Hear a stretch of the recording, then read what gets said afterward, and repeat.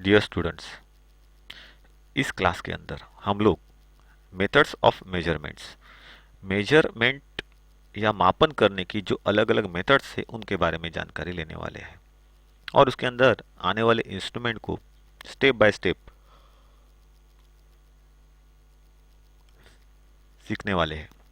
तो कार्यशाला के अंदर हम लोग अलग अलग तरह के मेजरमेंट इंस्ट्रूमेंट इक्विपमेंट्स का हम लोग इस्तेमाल करते हैं, उपयोग करते हैं और उन उपकरणों के द्वारा हम लोग तीन तरीके से मेजरमेंट कर सकते हैं।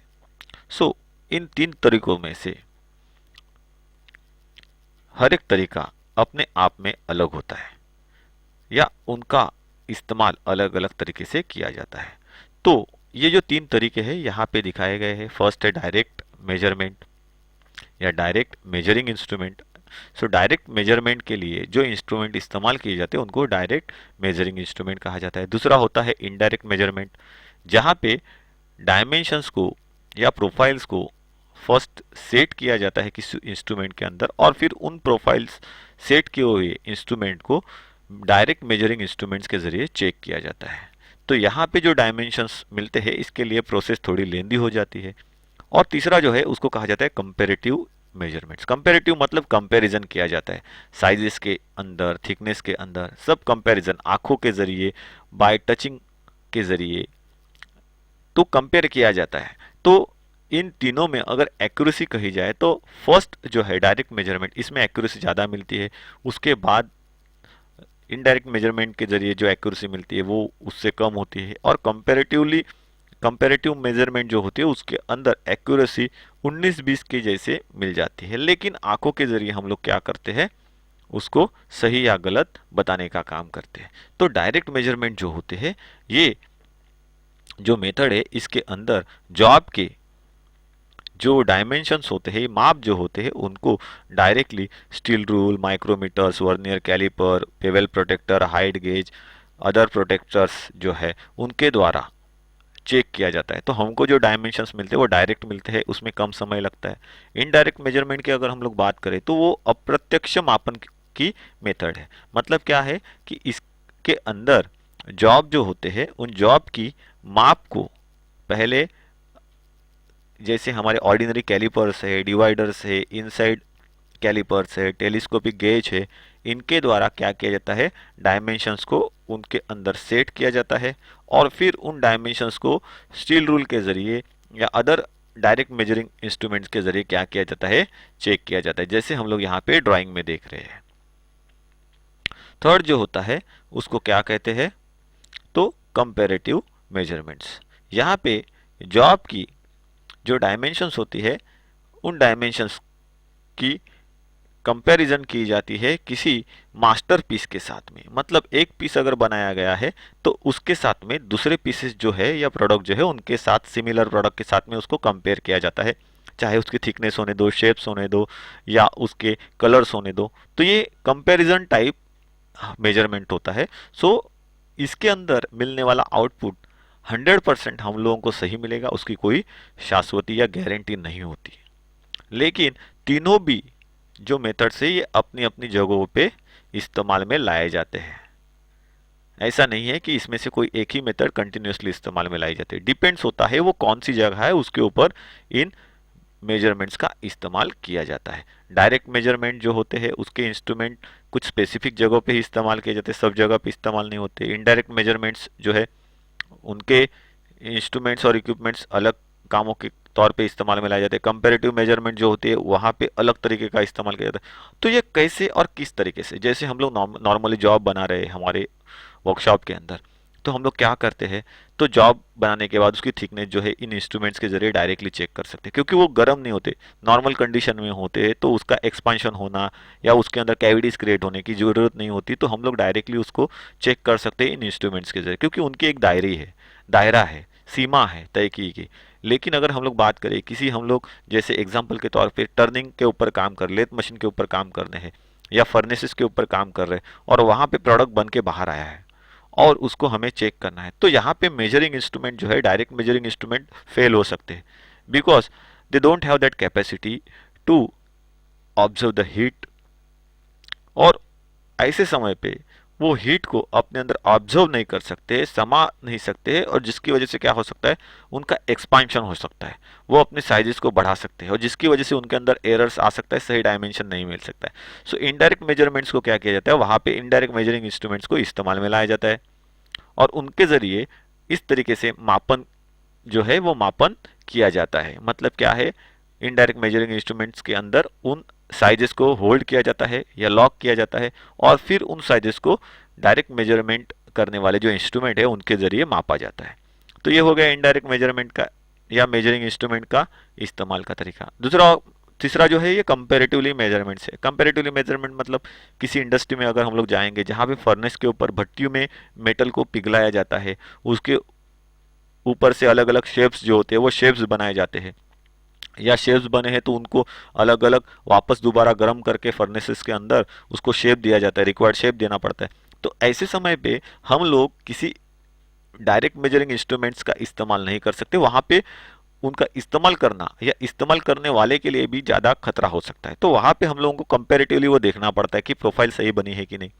तो वहाँ पे कंपेरेटिव मेजरमेंट जो है ये तरीका इस्तेमाल में लाया जाता है। सो इन तीन तरीकों के ज़रिए हम लोग क्या करते हैं, डायमेंशंस चेक करते हैं, किसी जॉब को चेक करते हैं। तो ये जो टाइप्स ऑफ मेजरमेंट्स है ये अलग अलग तरीके के होते हैं। जैसे कि अगर हम लोग बताए तो हम लोग लीनियर मेजरमेंट कर सकते हैं, एंगुलर मेजरमेंट, मतलब लीनियर का मतलब होता है लाइन, स्ट्रेट लाइन में जो भी डायमेंशंस होते हैं जैसे कि लेंथ हो गया, विड्थ हो गया, थिकनेस हो गया, तो इस तरीके के डायमेंशंस चेक करने का जो मेथड है that is known as a linear methods या लीनियर मेजरमेंट्स। और दूसरा होता है एंगुलर मेजरमेंट। एंगुलर मेजरमेंट्स में क्या होता है, डिफरेंट टाइप्स ऑफ एंगल्स को हम लोग चेक कर सकते हैं डिफरेंट टाइप्स ऑफ एक्यूरेसी के इंस्ट्रूमेंट्स के इस्तेमाल के जरिए। तो इसमें से फर्स्ट हम लोग जो देखने वाले हैं वो जो तरीका है that is known as a linear measurements. Linear measurement मतलब क्या है, रेखीय माप। अगर हम लोग बात करें तो लाइनर मेजरमेंट्स मतलब एक सीधी रेखा में जो जो डायमेंशंस रहते हैं जैसे कि लेंथ हो गया, थिकनेस हो गया, विड्थ हो गया, डायमीटर हो गया, सो ऐसे मापों को चेक करने के लिए जो मेथड इस्तेमाल में लाई जाती है that is known as a linear measurements. So linear measurements और लीनियर मेजरिंग इंस्ट्रूमेंट्स। तो लीनियर मेजरमेंट्स के लिए जो इंस्ट्रूमेंट इस्तेमाल में लाए जाते हैं that is known as a linear measuring instruments. तो उसके अंदर कौन से इंस्ट्रूमेंट्स आते हैं, तो जैसे कि स्टील रूल हो गया, स्केल्स हो गए, माइक्रोमीटर्स हो गया, वर्नियर कैलिपर्स हो गए। सो ऐसे बहुत सारे इंस्ट्रूमेंट जिनके जरिए लंबाई वाली डायमेंशंस को हम लोग चेक कर सकते हैं that is known as a linear measuring instruments. तो उसके अंदर सबसे पहले बेसिकली आता है क्या, तो हमारा रूल। तो ये रूल जो है, उस रूल और स्टील रूल में क्या डिफरेंस है, तो रूल यहाँ पे दिखाई दी है और स्टील रूल यहाँ पे दिखाई, दोनों में डिफरेंस क्या होता है। तो रूल जो है ये अधिकतर लकड़ी से बनी हुई रहती है जिसके ऊपर इंचेस और सेंटीमीटर या मिलीमीटर की मार्किंग जो है वो की हुई रहती है। जैसे हम लोग ड्राइंग में देख रहे हैं, एक साइड में इंचेस की मार्किंग है, एक साइड में मिलीमीटर्स और सेंटीमीटर्स की मार्किंग है, और हम लोग इसके द्वारा किसी भी जॉब को एक्यूरेटली मेजर नहीं कर सकते। ये हमेशा ध्यान में रखना है। ये रूल का एक डेफिशिएंसी है क्योंकि लकड़ी से बनी हुई है और ये मेटल के ऊपर हम किसी भी तरीके से इस्तेमाल नहीं ला सकते। इसीलिए जनरल पर्पस जो होता है, ऑर्डिनरी इंडस्ट्रियल पर्पस को छोड़ के जो जनरल ऑफिस वर्क है या और कहीं जगह है जैसे कि स्कूल हो गए, तो स्कूल कॉलेजेस में इस तरीके की वुडन रूल का इस्तेमाल किया जाता है, लेकिन इंडस्ट्री में इसका इस्तेमाल नहीं करते। उसकी वजह है कि ये बनी हुई लकड़ी से होती है तो इसका वेयर आउट होना, घिसना संभव है। इसके ऊपर जो मार्किंग की हुई रहती है वो कलर से मार्किंग की हुई रहती है, कलर पेंटिंग होती है, तो वो फटक से निकल जाएगी। तो हमें बहुत सारी लकड़ी की रूल्स पहले ही स्टोर करके रखनी पड़ेगी। स्टोर करके रखने के बाद उसका भी एक लॉस है कि स्टोर करने के बावजूद भी वो एक के ऊपर एक रखने के बाद अगर वो थोड़ी बहुत घिसती है, एक दूसरे के साथ में रगड़ करती है, तो भी उसके ऊपर की मार्किंग चली जाएगी। तो ऐसे जो प्रॉब्लम्स है उसकी वजह से रूल जो है इंडस्ट्री में इस्तेमाल में नहीं लाई जाती। उसके बाद नेक्स्ट जो है उसको क्या हम लोग कहते हैं, steel rule. Steel rule industry में सबसे ज़्यादा इस्तेमाल में लाई जाती है। तो ये जो स्टील रूल है ये मोस्टली स्टेनलेस स्टील से बनाई जाती है या स्प्रिंग स्टील से बनाई जाती है। कुछ जगह पे उसको हाई कार्बन स्टील से भी बनाया जाता है, कुछ जगह पे टेम्पर स्प्रिंग स्टील से भी उसको बनाते हैं। इस्तेमाल के ऊपर से स्टील रूल का मटेरियल चेंज होता है और उस मटेरियल के जरिए स्टील रूल जो है ये बनाई जाती है। तो स्टील रूल को स्टील रूल क्यों कहा जाता है और स्टील रूल को इंडस्ट्री में सबसे ज़्यादा इस्तेमाल में क्यों लाया जाता है? क्योंकि स्टील रूल बनाई जाती है मेटल से। इस्तेमाल के ऊपर वो मेटल भले ही चेंज होता है, लेकिन मेटल के अंदर घिसाव से रोकने की जो क्षमता होती है लकड़ी से कई गुना अधिक होती है। इसके लिए उसकी लाइफ जो है ये और अच्छी होती है। तो अगर कोई उसमें इन्वेस्ट करता है तो उसको एक पर्टिकुलर समय के बाद इस स्टील को रिप्लेस करने की जरूरत आन पड़ती है। दूसरा जो होता है उसके ऊपर का ग्रेजुएशन। ग्रेजुएशन मतलब जो नंबरिंग हम लोग देखते हैं यहाँ पे, जैसे मिलीमीटर्स या सेंटीमीटर्स की मार्किंग है, इंचेस की मार्किंग है, that is known as a graduation on steel rule. तो ये जो ग्रेजुएशन होती है ये एम्बोस्ड की हुई रहती है। एम्बोस का मतलब होता है ये प्रिंटेड नहीं, पंचिंग रहता है। पंचिंग का मतलब होता है ये वहां पे जो भी मार्क होते हैं मिलीमीटर और सेंटीमीटर्स की जो लाइनिंग बनी हुई रहती है ये पंचिंग मेथड से बनी हुई रहती है। सो वो बनने के बाद उसके अंदर क्या होता है, कलर किया जाता है, कलर डाला जाता है। सो जिसकी वजह से कितना भी इस्तेमाल करो इसके ऊपर के जो नंबर्स और लाइनिंग की जो मार्किंग है ये कभी मिटती नहीं है, वो सालों साल वैसे के वैसे ही बरकरार रहती है। इसीलिए स्टील रूल को सबसे ज़्यादा इंडस्ट्री में इस्तेमाल में लाया जाता है। तो स्टील रूल जो है ये स्टील रूल अलग अलग टाइप में इस्तेमाल के ऊपर से अवेलेबल होती है। जैसे कि हम लोग देख रहे हैं उनमें से कुछ टाइप्स को हम लोग यहाँ पे देखने वाले, उसके बारे में सीखने वाले। फर्स्ट जो है उसको कहा जाता है प्लेन स्टील रूल, दूसरा जो है उसे कहा जाता है स्टैंडर्ड स्टील रूल, तीसरा है उसको फ्लेक्सिबल स्टील रूल कहा जाता है और चौथा जो है narrow steel rule. So plane steel rule जो है ये प्लेन स्टील रूल हम लोग यहाँ पे ड्राइंग में देख रहे हैं। Number 1, figure number 1 plain steel rule. जैसा कि हम लोग ड्राइंग में देख रहे हैं ये 6 इंच या 12 इंच लंबाई में अवेलेबल होती है और इसकी जो विड्थ होती है ये 1.25 इंच, 3/4 इंच या फिर इसकी एक साइड या दूसरी साइड सेंटीमीटर्स और एक साइड में सेंटीमीटर्स या मिलीमीटर्स की मार्किंग की हुई रहती है, ग्रेजुएशन किया हुआ रहता है, या दूसरे दूसरे साइड में इंचेस की मार्किंग या ग्रेजुएशन किया हुआ रहता है। स्टील रूल के जरिए इंचेस में हम लोग 1/64 मतलब 1/64 ऑफ एन इंच इतना कम से कम मेजरमेंट कर सकते हैं, या मिलीमीटर में कहा जाए तो हाफ मिलीमीटर मतलब 0.5 मिलीमीटर इतने कम से कम मापन हम लोग स्टील रूल के जरिए कर सकते हैं। सो इंचेस में 1/64 और मिलीमीटर में 1/2 मतलब 0.5 मिलीमीटर इतना एक्यूरेसी से हम लोग क्या कर सकते हैं, मेजरमेंट कर सकते हैं। ये जो स्टील रूल है प्लेन स्टील रूल ये high carbon steel, spring steel, stainless steel इनकी बनी हुई रहती है। उसको हार्डन और टेम्पर किया हुआ रहता है। हार्डन और टेम्पर, हार्डनिंग क्यों की जाती है, घिसाव से बचने के लिए। टेम्परिंग क्यों की जाती है, बिकॉज हार्डनिंग की वजह से जब मेटल हार्ड होता है तो वो ब्रिटल हो जाता है, वो टिसुल बन जाता है, नीचे गिरने पर वो टूट सकता है, वो ब्रेक हो सकता है लाइक अ ग्लास। तो उसको टूटने से बचाने के लिए उसको टेम्परिंग किया जाता है, तो उसके अंदर एक टफनेस बनता है, तो वो घिसने से भी बचता है और टूटने से भी बचता है। तो हार्डनिंग और टेम्परिंग ये प्रोसेस की हुई रहती है स्टील रूल के ऊपर। स्टील रूल की जो एक्यूरेसी है उसको हमेशा मेंटेन करने के लिए उसको सही तरीके से इस्तेमाल करना जरूरी होता है, और इस्तेमाल से पहले और इस्तेमाल के बाद उसको क्लीन करना जरूरी होता है। इस्तेमाल होने के बाद उसकी जो एजेस होती है उनको क्लीन करके वहां पे हमें ऑयल का एक छोटा लेयर लगाना होता है, जिसकी वजह से वो किसी और इंस्ट्रूमेंट के साथ में रगड़ खा के अपने एक्यूरेसी को खो ना दे। यह हमेशा ध्यान में रखना है। दूसरा जो है उसको कहा जाता है स्टैंडर्ड स्टील रूल। दिखने के लिए standard steel rule plain steel rule की जैसी ही होती है। इसकी लेंथ 6 इंचेस से 48 इंच तक ये मार्केट में अवेलेबल होती है, और विड्थ 3/4 इंच से 1 इंच, 3/4 मतलब 3/4 इंच से 1 इंच इतनी हो सकती है। इस स्टील रूल में हम लोग कम से कम इंचेस में 1/64 मतलब 1/64 ऑफ एन इंच इतने एक्यूरेसी से मेजरमेंट कर सकते हैं या चेकिंग कर सकते हैं, और मेट्रिक सिस्टम में 0.5 मिलीमीटर या 1/2 मिलीमीटर मतलब हाफ मिलीमीटर इतनी एक्यूरेसी से मेजरमेंट कर सकते हैं। सो स्टैंडर्ड स्टील रूल और प्लेन स्टील में ज़्यादा डिफरेंस नहीं होता है, लेकिन स्टैंडर्ड स्टील रूल की जो ग्रेजुएशंस होते हैं वो ग्रेजुएशंस बहुत ही अच्छी होती है प्लेन स्टील रूल से। उसके बाद नेक्स्ट जो है उसको कहा जाता है flexible steel rule. Flexible steel rule हम लोग देख रहे हैं फिगर नंबर 3 के अंदर। तो ये जो फ्लेक्सिबल स्टील रूल है, तो यहाँ पे दिखा है कि ये सांप की तरह फ्लेक्सिबल दिखता है। कोई भी स्नेक जो होता है वो स्नेक की तरह ये देखो लपेटा हो, तो ये उसको बना के बांध के दिखाया गया है, लेकिन ये फ्लेक्सिबल होती है। हम लोग उसको कैसे भी मोड़ सकते हैं, वो टूटेगी नहीं, इतनी फ्लेक्सिबिलिटी उसके अंदर होती है, लाइक रबर। और इसको बनाने के लिए स्प्रिंग स्टील या टेम्पर स्प्रिंग स्टील का इस्तेमाल किया जाता है। ये भी हार्डन और टेम्पर की रहती है, और एक पतले स्ट्रिप्स के अंदर, स्ट्रिप्स मतलब मेटल की पतली चादर, लेकिन जिसकी थिकनेस बहुत ही कम है, ऐसी स्ट्रिप्स के द्वारा इसे बना हुआ रहता है।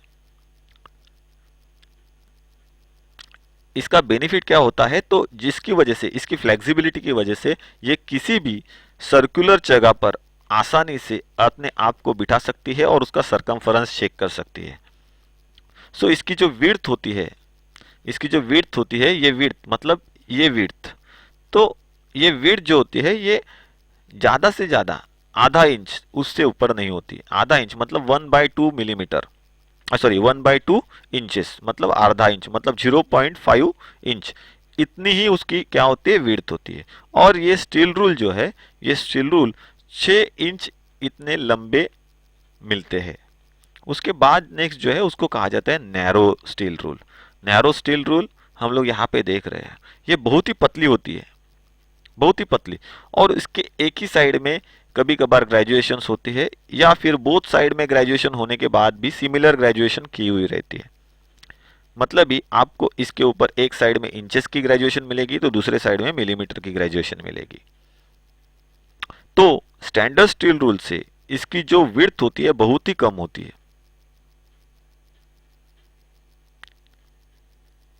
और विड्थ कम होने की वजह से, बहुत ही विड्थ कम होने की वजह से इसे नैरो स्टील रूल कहा जाता है। और इसकी जो थिकनेस होती है ये 5 मिलीमीटर होती है, मतलब नॉर्मल स्टील रूल से थोड़ी अधिक इसकी थिकनेस होती है। जबकि इसकी लेंथ 15 सेंटीमीटर से 6 इंच इतनी आपको अवेलेबल होती है, मतलब 15 सेंटीमीटर या आप 6 इंच कह सकते हो। मिलीमीटर्स में उसकी लेंथ बताना है तो 15 सेंटीमीटर, इंचेस में कहना है तो 6 इंच, इतने लेंथ में ये मार्केट में अवेलेबल होती है। इसका यूज जो है कहाँ पे किया जाता है, तो पतली ग्रूव्स होती है, छोटी छोटी ग्रूव्स होती है जहाँ पे बाकी इंस्ट्रूमेंट्स हमारे नहीं जा सकते हैं। सो ऐसी ग्रूव्स को, उसकी लेंथ साइजेस को चेक करने के लिए, या फिर ब्लाइंड होल जो होता है, आधा अधूरा किया हुआ जो ड्रिल होल होता है, उन ड्रिल होल्स को चेक करने के लिए, उनकी डेप्थ चेक करने के लिए भी कभी कभार इसका इस्तेमाल किया जाता है।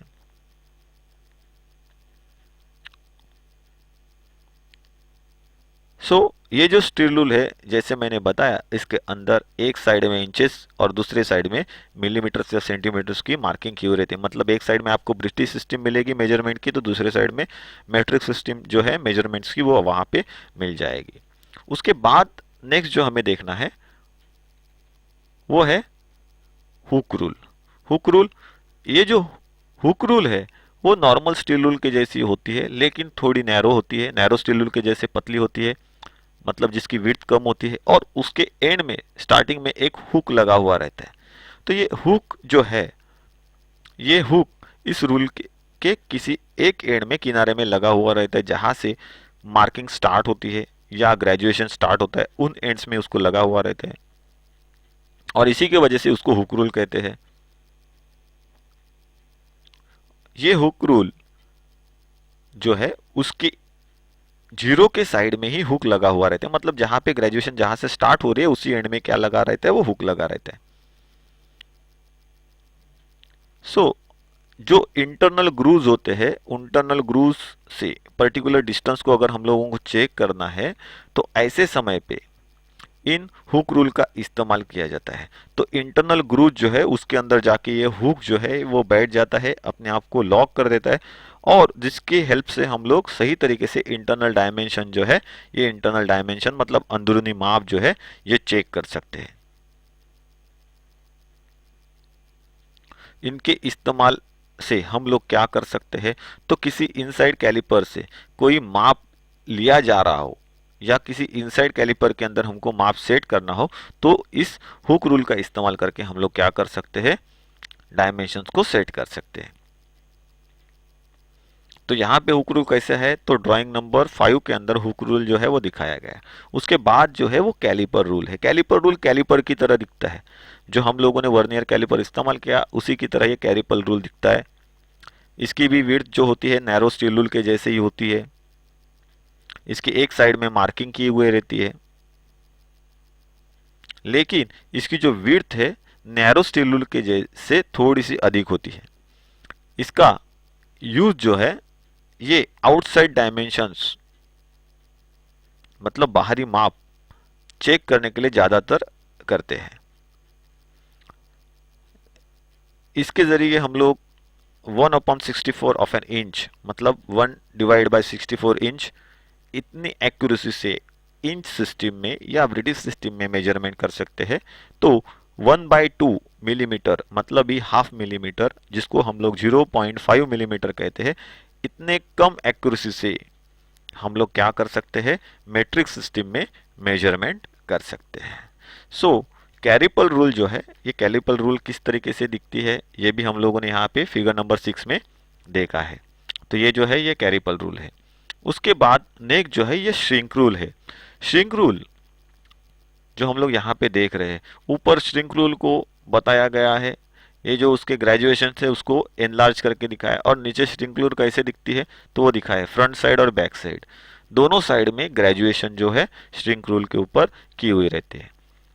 ये सबसे ज्यादा पैटर्न मेकर्स जो सेक्शन होता है वहां पे इस्तेमाल में लाई जाती है। पैटर्न मेकर्स तो जॉब के ढांचे बनाने वाले जो लोग होते हैं, जहां पे पिघला हुआ मेटल डाल के अलग अलग ऑर्नामेंट्स बनाए जाते हैं, रफ बॉडी पार्ट्स बनाए जाते हैं किसी भी मशीन के, तो वो जो है वो पैटर्न मेकर डिपार्टमेंट जो है, वो पैटर्न मेकर डिपार्टमेंट या फोर्जिंग डिपार्टमेंट, उसके अंदर इस स्ट्रिंग रूल को इस्तेमाल किया जाता है।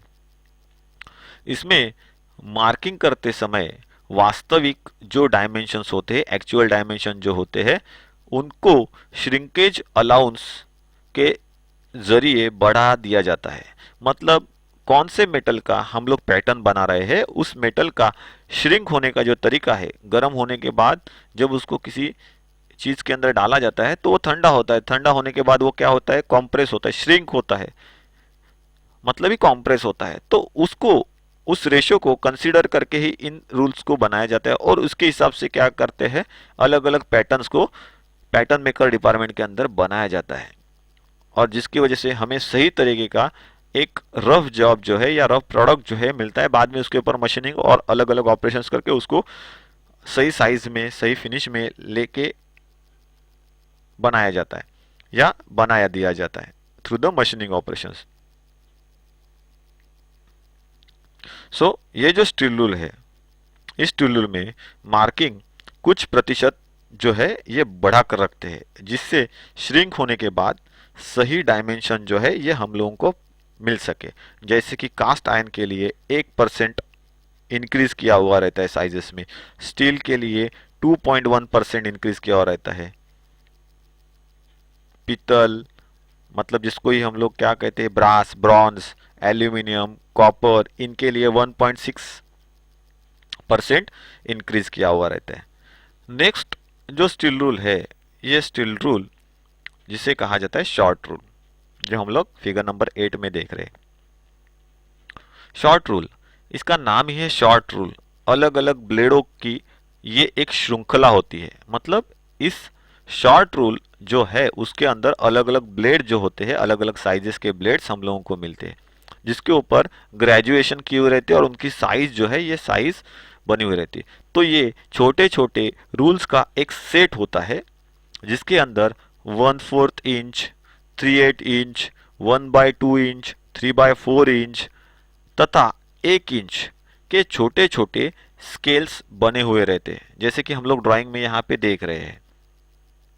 और उन स्केल्स को होल्ड करने के लिए एक हैंडल दिया हुआ रहता है, जिस हैंडल के अंदर उन स्केल को क्या करते हैं हम लोग, होल्ड करते हैं। तो हैंडल के जरिए स्केल को वहां पे क्या किया जाता है, होल्ड किया जाता है, और फिर डायमेंशंस के लिए इस्तेमाल में लाया जाता है। इन स्केल को उन जगहों पे इस्तेमाल किया जाता है जहां पे हमारी नॉर्मल स्टील रूल जो है ये इस्तेमाल में नहीं आती। इसी प्रकार से मेट्रिक सिस्टम में भी 5 millimetre, 10 millimetre, 15 millimetre, 20 millimetre, 25 millimetre की भी स्केल्स जो है ये बनाई हुई रहती है और इस्तेमाल में लाई जाती है। मतलब हम लोग शॉर्ट रूल को मेट्रिक सिस्टम के तौर पे भी इस्तेमाल कर सकते हैं और ब्रिटिश सिस्टम के तौर पे भी इस्तेमाल कर सकते हैं। मेट्रिक सिस्टम मतलब मिलीमीटर, सेंटीमीटर, मीटर, ये मेट्रिक सिस्टम वाले डायमेंशंस हो गए। इंचेस, फीट, फरलॉन्ग, यार्ड, ये ब्रिटिश सिस्टम वाले डायमेंशंस हो गए। ये हमेशा ध्यान में रखना है।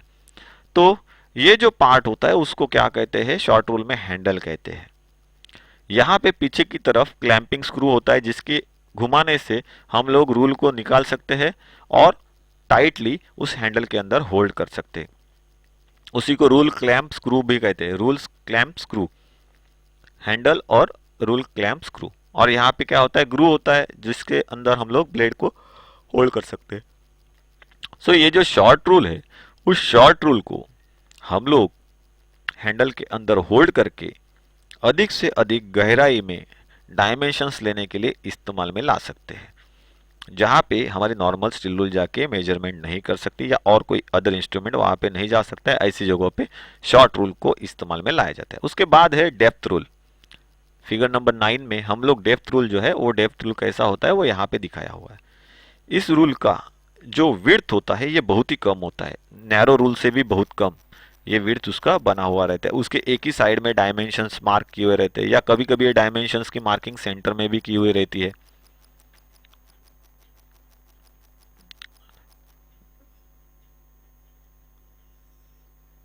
नैरो होने की वजह से इस डेप्थ रूल का इस्तेमाल करके हम लोग अलग अलग नैरो साइज के जो स्लॉट्स होते हैं उनकी जो डेप्थ होती है, या ब्लाइंड होल होते हैं उनकी जो डेप्थ होती है, वो चेक कर सकते हैं। ये 6 इंचेस या कह सकते हैं 15 सेंटीमीटर इतने लेंथ से मार्केट में अवेलेबल होती है। और इनके बीच में एक स्क्रू बना हुआ रहता है, थंब स्क्रू लगा हुआ रहता है, जिसकी वजह से हम लोग क्या कर सकते हैं, इस रूल को पर्टिकुलर लेंथ में सेट कर सकते हैं, लॉक कर सकते हैं। नेक्स्ट जो है उसको कहा जाता है की सेट रूल। फिगर नंबर 10 की सेट रूल यहाँ पे दिखाई गई है। ये एक एंगल आयन की बनी हुई होती है। इसका एक एंड जो होता है ये इंक्लाइंड होता है। इंक्लाइंड मतलब ढलनाकार। तो यहाँ पे अगर हम लोग देखेंगे तो ये देखो इंक्लाइन यहाँ पे बना हुआ है, इंक्लिनेशन बना हुआ रहता है। तो उसके एंड जो है ये इंक्लिनेशन में बने हुए रहते हैं। इसके ऊपर इंचेस, मिलीमीटर्स के डायमेंशन जो है ये मार्क किए हुए रहते हैं। अधिकतर इंचेस के डायमेंशंस वाली ही रूल जो है ये इस्तेमाल में लाई जाती है। इसका यूज जो है किसी भी सर्कुलर जॉब के ऊपर या उसका एक्सिस जो है उसके समांतर अगर हमें लाइन मार्क करनी है तो किया जाता है। कीवे की इनके ऊपर मार्क करने के लिए इसका इस्तेमाल करते हैं। एक्सिस के या अक्ष के समांतर मतलब ही पैरेलल टू द एक्सिस हम लोग कह सकते हैं। लाइन अगर खींचनी है तो हम लोग इसका इस्तेमाल करते हैं।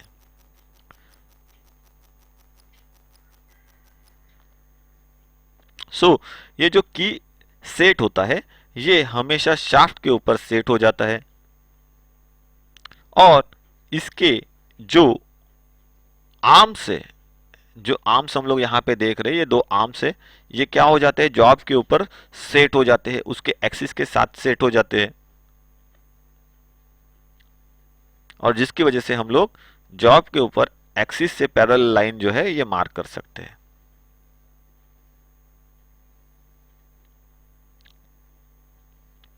की सेट रूल जो है, की सेट और क्लैंप्स इन दो पार्ट्स के अंदर अवेलेबल होती है।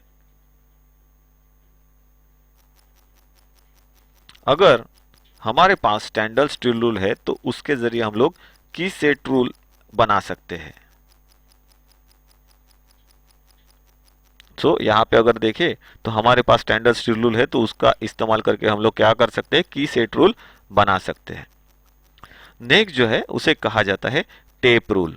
टेप रूल जो है, ये टेप इसके लिए कहा जाता है क्योंकि उसको वाइंड करके रखा हुआ रहता है, वाइंडिंग करके रखा हुआ रहता है, इसीलिए टेपिंग का मतलब होता है गोल गोल घुमा के रखा हुआ स्केल, इसके लिए वो टेप कहलाती है। और टेप रूल जो है वो टेप के जैसे या टेप के फॉर्म में रखी है, इसके लिए उसको क्या कहा जाता है, स्टील टेप रूल। स्टील की रूल जो है उसको टेप फॉर्मेशन में बांध के रखा हुआ है किसी एक पर्टिकुलर डब्बे के अंदर, इसीलिए उसको स्टील टेप रूल कहा जाता है। यह सबसे कम जगह लेने वाली मेजरिंग इंस्ट्रूमेंट है। इसका मुख्यतः यूज जो है लंबाई में डायमेंशन चेक करने हैं, मापन करना है, मार्किंग करनी है, तो इसका इस्तेमाल किया जाता है। ये 1/2 इंच, 3/4 इंच मतलब भी 3/4 इंच इतने विड्थ की मार्केट में अवेलेबल होती है। इसके अलावा 5 फीट से 100 फीट लेंथ में ये अवेलेबल होती है।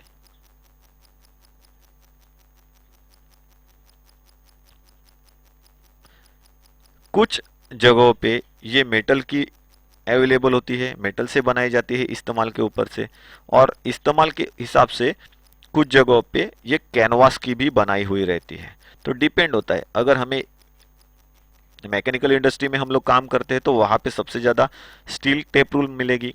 वही हम लोग कंस्ट्रक्शंस में काम करते हैं तो हमें वहाँ पे कैनवास से बनी हुई टेप रूल मिलेगी। डिपेंड्स होता है, ये बहुत ही फ्लेक्सिबल होती है और जिसकी वजह से हम लोग किसी भी प्रोफाइल को इन स्टील टेप रूल के ज़रिए या कैनवास टेप रूल के ज़रिए आसानी से किसी भी प्रोफाइल को चेक कर सकते हैं, मेजर कर सकते हैं या उसे आसानी से माप सकते हैं। नेक्स्ट जो है उसे कहा जाता है सरकमफरेंस रूल। यह हमारे बुक में नहीं है लेकिन हम लोगों ने उसके बारे में थोड़ी सी यहाँ पे जानकारी ली है। सरकमफरेंस रूल का इस्तेमाल कहाँ पे किया जाता है, डिफरेंट टाइप्स ऑफ सरकमफरेंस को मेजर करने के लिए हम लोग सरकमफरेंस रूल का इस्तेमाल करते हैं। ये सबसे ज़्यादा जहाँ पे बॉयलर मैन्युफैक्चर किए जाते हैं, टैंक्स मैन्युफैक्चर किए जाते हैं, वहाँ पे उसका प्रोफाइल या सरकमफरेंस चेक करने के लिए इसका इस्तेमाल करते हैं। अभी सबसे ज़्यादा इस रूल का इस्तेमाल रोड की लंबाई को मापने के लिए किया जाता है। तो देखो, रोड बनाने वाले जब रोड बन जाता है तो उसकी लेंथ मेजर करने के लिए इसका इस्तेमाल करते हैं। कुछ मैकेनिकल तरीके से काम करते हैं, कुछ ऑटोमेटिक तरीके से मतलब डिजिटली काम करते हैं। तो वहाँ पे एक मीटर लगा हुआ रहता है, एक पर्टिकुलर डिस्टेंस ट्रैवल करने के बाद इस मीटर के अंदर जो अंक है वो अंक प्रेजेंट होना या शो होना चालू हो जाते हैं, जैसे कि 1, 2, 3, 4। तो ये हम लोगों को वो डिस्टेंस बताता है कि ये कितना किलोमीटर या कितना मीटर ट्रैवल कर चुका है। तो ये सबसे ज़्यादा रोड मैन्युफैक्चरर जो होते हैं, रोडवेज बनाने वाले, उनके पास ये अवेलेबल होती है। और इसी के कुछ टाइप जो है ये मैकेनिकल इंडस्ट्रीज में जहाँ पे बॉयलर्स बनाए जाते हैं, टैंक्स बनाए जाते हैं, वहाँ पे इस्तेमाल में लाया जाता है। That is known as a circumference rule. तो नाम में ही है सरकमफरेंस, तो सरकमफरेंस चेक करने के लिए इसका इस्तेमाल किया जाता है, लेकिन इसके अलावा रोड की लंबाई चेक करने के लिए भी इसको इस्तेमाल में लाया जाता है। नेक्स्ट जो हमें देखना है उसे हम लोग क्या कहते हैं, स्केल। तो स्केल क्या है, पहला सवाल बनता है, स्केल क्या है। स्केल और रूल के अंदर डिफरेंस क्या होते हैं। तो विभिन्न स्थानों के नक्शे, मकान या मकानों के नक्शे अगर हम लोग बताए, या मशीनरी के या घड़ी के कोई पार्ट्स, जैसे एग्जांपल के तौर पे घड़ी के पार्ट्स की ड्राइंग कागज या शीट के ऊपर बनानी है, जैसे कि मैंने कहा अलग अलग स्थानों के जगहों के नक्शे बनाना है, मकानों के नक्शे बनाने हैं, या मकान बनाते समय जो नक्शे बनाए जाते हैं उसका जो डिज़ाइन बनाया जाता है वो, या मशीनरीज, या फिर अगर हम लोग बात करें तो जैसे कोई वॉच मैन्युफैक्चरिंग कंपनी है, तो वो वॉच मैन्युफैक्चरिंग कंपनी वॉच के पार्ट्स की डिज़ाइन बनाती है, तो वो वॉच होता है छोटा, और उसकी अगर डायग्राम बनाया जाए तो किसी को कुछ समझ में नहीं आएगा, दिखेगा नहीं, तो उसको एक बड़े साइज में बनाना पड़ता है। और ये कहाँ पे बनाए जाते हैं? किसी भी ड्राइंग के शीट्स के ऊपर। ये शीट्स के ऊपर बनाने के लिए जो एक्चुअल डायमेंशंस होते हैं उनको एक सही रेशो में, मतलब सही अनुपात में कम किया जाता है या अधिक करना पड़ता है। जैसे कि घड़ी के पार्ट्स को दिखाना है तो वो डायमेंशंस को बढ़ा के दिखाना पड़ेगा पर्टिकुलर अनुपात के अंदर। और वही अगर बड़े बड़े जगहों का नक्शा बनाना है, किसी देश का नक्शा बनाना है, किसी घर का नक्शा बनाना है, तो उसको साइज में छोटा बनाना पड़ेगा। तो एक पर्टिकुलर सही तरीके का जो अनुपात होता है उसको नज़र में रख के डायमेंशंस को कम किया जाता है या साइजेस को बढ़ा के दिखाया जाता है। सो उसी को हम लोग क्या कहते हैं? स्केल कहते हैं, जिसकी वजह से हम लोग सही तरीके से किसी पर्टिकुलर चीज के ड्राइंग को जॉब के ऊपर, कागज के ऊपर बना सके। इसके लिए ही स्केल जो होती है ये इस्तेमाल में लाई जाती है। सो इस प्रकार का स्केल का जो रेशो होता है वो जॉब के साइज और शेप के अनुसार कम ज्यादा किया जाता है। जॉब बड़ा है तो उसको कम करके दिखाना पड़ेगा, और छोटा है तो उसको बढ़ा के दिखाना पड़ेगा। स्केल का यूज सबसे ज्यादा ड्राफ्ट्समैन लोग जो है वो ड्राफ्ट्समैन लोग ड्राइंग बनाते समय करते हैं। और कुछ स्टैंडर्ड मैन्युफैक्चर्ड स्केल जो है ये मार्केट में अवेलेबल मिलती है, जैसे कि हम लोग ड्राइंग में देख रहे हैं यहां पे। एग्जाम्पल के तौर पे किलोमीटर्स को किस प्रकार से दिखाया जाता है, 0.50। माइल्स अगर है तो उसको किस तरीके से दिखाया जाता है, फीट है तो उसको कैसे दिखाया जाता है। तो ये एक तरीके से स्केल्स को कम या ज़्यादा करके दिखाने जाने वाली मेथड है, जिसका इस्तेमाल करके हम लोग किसी बड़े साइज के जॉब्स को हम लोग छोटा करके सही अनुपात में उसका ड्राइंग जो है हमारे बुक के अंदर बना सके। That is known as a scale. तो स्केल क्या है ये हम लोगों ने यहाँ पे समझ लिया है। तो अभी हम लोगों को मिलीमीटर्स क्या है ये बहुत अच्छी तरीके से मालूम हुआ है, लेकिन इंचेस के बारे में बहुत सारे लोग क्या है अनभिज्ञ होते हैं। उनको मालूम नहीं होता है कि भाई इंचेस को किस तरीके से डिवाइड, 1/4 क्या है, 3/4 क्या है, 3/8 क्या है, मालूम नहीं होता है। तो इसके लिए हम ये चीज समझने वाले हैं। तो देखिए जैसे कि यहाँ पे इंचेस की स्केल के ऊपर मार्किंग होती है। सो हम लोग इंचेस का पहला पार्ट देखेंगे जो 1 इंच में डिवाइड किया हुआ रहता है। सो 0 से लेके 1 इंच, ये 1 इंच पूरा डिस्टेंस हो गया। तो 1 इंच के समान 2 हिस्से किए जाए, मतलब क्या है 1 इंच का मिडल निकाला जाए, तो इसके 2 पार्ट हो जाते हैं। तो वो जो मिडल वाला पार्ट होता है उसका आधा पार्ट, तो उसको क्या किया जाएगा 1/2, क्योंकि 1 इंच का 2 पार्ट बना है तो इसीलिए उसको क्या दिखाया गया है 1/2। तो देखो यहाँ पे भी वो 1/2 दिखाया जाता है। और ये लाइन हमेशा बड़ी होती है, मतलब ये लाइन जो होती है सेंटर की हाफ इंच की, ये हमेशा बड़ी होती है। फिर इस हाफ इंच के मतलब ही उसी 1 इंच के और 2 पार्ट बनाए गए। 1 इंच के जैसे ये 2 बनाए गए हैं पार्ट, वैसे ही 4 पार्ट बनाए गए हैं। तो देखो यहां से इक्वल 4 पार्ट में ये डिवाइड हो गया, तो उस 4 पार्ट का जो पहला पार्ट है ये 1/4 हो गया। ये क्या हो गया 1/4। वैसे ही ये दूसरा 1/2, तीसरा 3/4 और चौथा 1 इंच हो गया। तो ये 1/4 मतलब क्या है 1 इंच का ये पहला पार्ट है। 1 इंच के हम लोगों ने जो 4 पार्ट बनाए हैं उन 4 पार्ट में से ये पहला पार्ट है, इसीलिए इसको क्या किया गया है, अगर हम लोग देखेंगे तो 1/4 करके दिखाया है। अब ये दूसरा पार्ट है तो क्या किया जाता है उसको 2/4 करके दिखाया जाएगा। 2/4, तो 2/4 अगर ये दिखाया जाए तो अगर 2 से 4 को डिवाइड होता है कि नहीं होता है, तो बे एक बे और बे दोनों 4, इसीलिए ये हाफ का हाफ ही रहेगा, 1/2 ही रहेगा। उसके बाद ये कितना पार्ट है, ये पहला पार्ट, ये दूसरा पार्ट और तीसरा पार्ट, तो 1/2 बराबर है 1/4, 2/4 और ये 3/4, तो थर्ड पार्ट है। और 4/4 मतलब 1 इंच आ जाएगा। फिर क्या किए गए, तो इस 1 इंच के जैसे इक्वल 4 पार्ट किए थे वैसे इक्वल 8 पार्ट किए गए। कितने पार्ट में 1 इंच को डिवाइड किया, अभी 8 पार्ट के अंदर। तो ये पहला पार्ट जो है ये क्या होगा 1/8, दूसरा क्या होगा 2/8। 2/8 को अगर हम लोग डिवाइड करेंगे तो 2 1 जा 2, 2 4 जा 8, तो 1/4 हो जाएगा। ओके 3/8 वैसा ही रहेगा, क्योंकि 3 से 8 को डिवाइडेशन नहीं होगा तो 3/8 ही रहेगा। चौथा जो है ये कौन सा आएगा 4/8, 4/8 रहेगा तो 4 1 जा 4, 4 2 जा 8, तो 1/2 वैसा का वैसे रहेगा। तो 1/2 जो है ये हर डायमेंशन के लिए कॉमन 1/2 ही रहेगा। उसके बाद ये तीसरा पार्ट हो गया, चौथा पार्ट हो गया, पांचवा 5/8। उसके बाद 6/8, 6/8 में अगर हम लोग देखेंगे यहाँ पे तो 6 से 8 को डिवाइडेशन होता है क्या, तो 6 से 8 को डिवाइड नहीं किया जा सकता, लेकिन 2 से तो होता है। 2 3 6 मतलब 2 3 जा 6, तो यहाँ पे 3 आ गया। 2 4 जा 8, तो 3/8 हो गया। नेक्स्ट 7/8, 7/8 में डिवाइडेशन होगा नहीं होगा, और जब 8/8 होगा तो वो 1 इंच हो जाएगा। मतलब 8 डिवाइड बाई 8, तो 8 1 जा 8, बचा कितना 1, तो ये 1 इंच कंप्लीट हो गया।